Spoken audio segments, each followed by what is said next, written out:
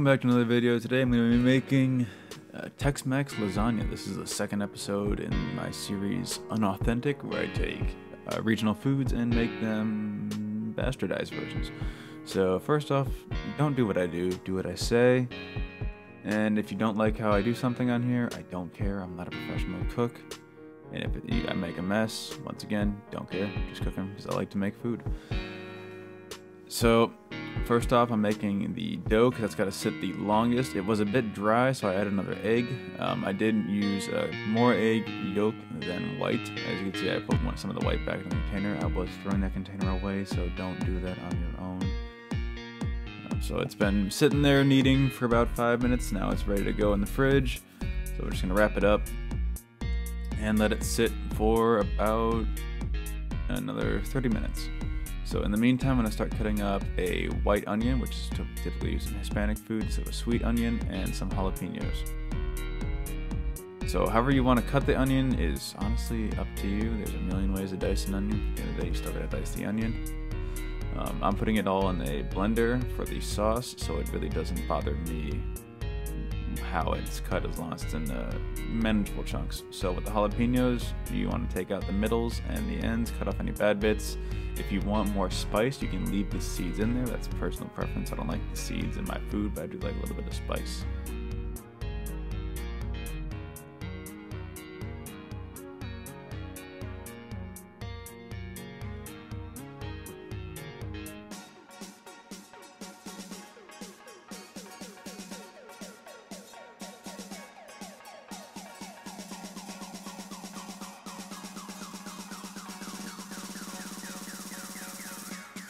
And I only use San Marzano tomatoes for any kind of sauces. They just have a different sort of flavor that I really like. So I'm gonna add some salt and pepper.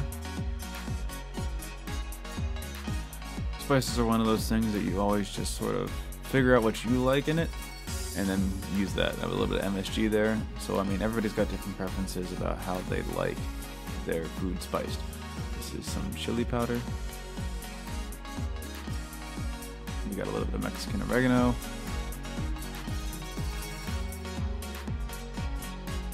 Some rosemary, because I like the scent and flavor, which wouldn't be typical in any kind of Hispanic food. And some red pepper flakes for a little bit more spice. And I usually don't measure my sauces, honestly, for spices. I just sort of make them, taste them, and see what I like. And then lastly, I'm adding a pretty hefty amount of taco seasoning for a little bit extra flavor, and then a hefty portion of freshly ground pepper, some olive oil. And then I'm gonna go ahead and add my tomatoes. Also a little bit of red wine because I wanted it to be a thinner sauce, and I'll explain why I did that later. And I leave the whole tomato again there since I'm using the peeled and stewed tomatoes. And I like to blend it for things like lasagna because I like the consistency of the sauce to be thinner. So I'm going to taste for more seasoning. I'm wearing the gloves because of cutting peppers. Trust me, once you've cut peppers and touched your eyes, you'll never do it again. So I'm going to add some more cayenne pepper here. Sorry, chili powder. I'm adding cayenne later. Some more freshly ground pepper. And then a little bit more salt. And I almost forgot the garlic because I'm an idiot. That's the cayenne pepper, and then a little bit of minced garlic. I don't have a problem buying minced garlic, honestly. Mincing garlic takes a long time, and it's all tastes very similar. So first I'm going to grease the pan with a little bit of bacon grease for extra flavor. This is an optional step. You don't have to grease the bottom of a pan for lasagna typically, unless you are worried about it sticking at all. And I'm going to use a cast iron pan that's already extremely hot to sear this chorizo instead of Italian sausage. I leave it together as one block. I like to sear it on one side and then break it apart. So your choice of ingredients here is honestly up to you. It depends what you want to do here. I thought it'd be fun to do a Tex-Mex lasagna, and it ended up tasting fantastic. So typically you wouldn't want to press down meat like this because you're also going to lose all the juice, but in my case I wanted to get rid of some of that to get rid of some of the extra grease. So now you can see it's a little bit charred on one side. That's what I was looking for. I'm going to do that on the other side now, and then once that's done, I'm going to start breaking it apart. And now we're all broken apart, and the meat is about 90% cooked. It's not 100% cooked all the way, but I intentionally am doing this, which once again I'll explain later. So it's been about 30 minutes, so I'm going to knead my dough one last time and a little bit of flour to keep it from sticking. It doesn't seem like a lot of dough, but it is plenty for this recipe. And this could feed a family of 6 pretty easily. Now the stand mixer is optional for the first part. There are many other ways to make pasta. You can typically make any sort of pasta with this. Alright, so now that I've got my dough all pressed out, I'm going to get in a slightly smaller sheet and then start working it through my pasta roller. This is another thing you could use a rolling pin for. This is an optional sort of attachment, but it does make the job a lot easier. So I'm just going to start by getting them slightly pre-rolled. The best thing this does is consistency. You get a really consistently thin sheet. This pasta roller I got on Amazon for really not that much money. So now I've got my little cut sheets all rolled out to the beginning one. I'm going to start on the widest setting and then start working my way down. You're going to make sure these are consistently floured, or else they will stick to the roller, and you do not want that.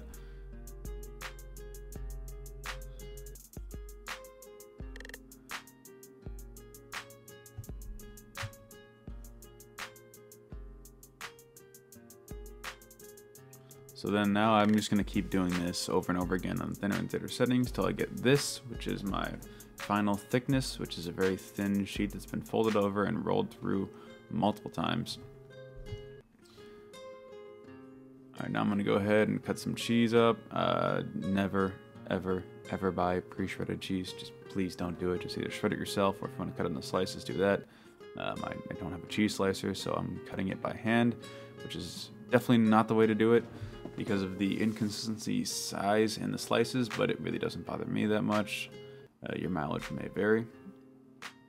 And you want to use a low moisture mozzarella. I've also got a Mexican crumbling cheese that has a kind of a similar taste to Parmesan, not quite, but it is a very flavorful and good cheese. And then next will be the part where some Italians cry, because I'm going to be using queso instead of ricotta. Alright, so now I'm going to get, now that's pre-crumbled, I'm just going to start assembling. So I've got my grease pan here. I'm going to start layering up everything. I'm going to start with a layer of sauce, especially with the way, for the reasons I'm doing it. So this is another one of those things, don't do as I do as I say. This is all going to be used for meal prep. I'm not eating any of this now. I'm going to be eating this throughout the week. So it's going to be reheated. And so I'm going to leave these noodles uncooked before I put them in. Typically you'd want to boil these a little bit unless you bought the ready to bake noodles. You can get them at the store. So I'm just going to start layering up multiple layers. I want to make sure I've always got sauce in contact with my pasta, because I'm going to need that moisture in there to help cook it again. This is an experiment. I'd never done this before, but it did turn out very well because I do rebake them at work for a pretty good amount of time. So because I didn't really care that much about the shape of my noodles or pre-cut them and make them nice and pretty, it's sort of like a puzzle getting them all to fit. And I'm just going to keep on layering.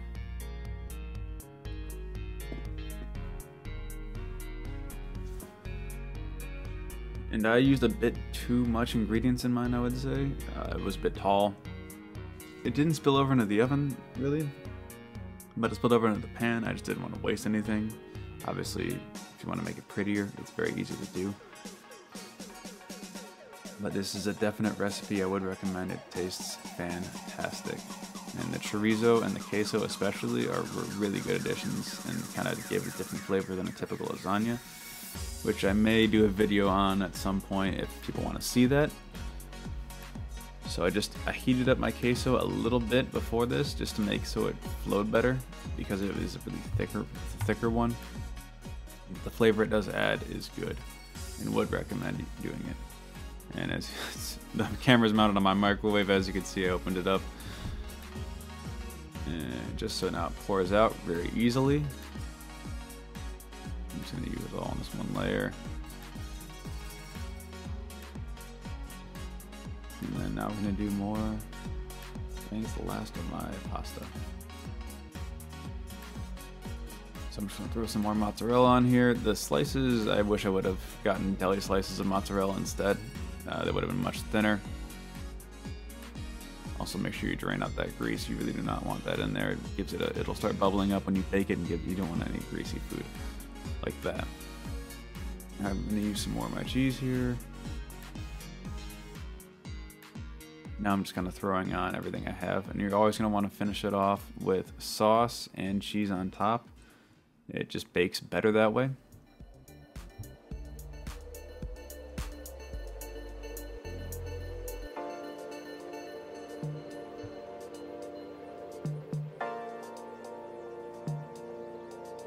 So as you can see, I'm really at the top of my pan. This isn't how you'd want to do it typically, because you're going to risk bubbling over once you start baking it, just because it's not boiling over now.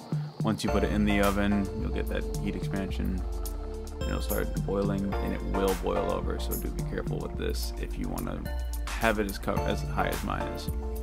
So now I'm going to start with it covered. I'm going to use toothpicks to keep the tin foil off of the lasagna itself.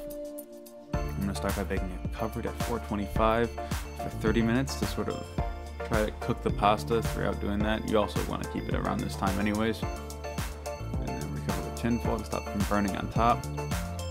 About halfway through the baking process, you're going to want to uncover it and then bake it for another 20 minutes at still 425. That's all there is to it.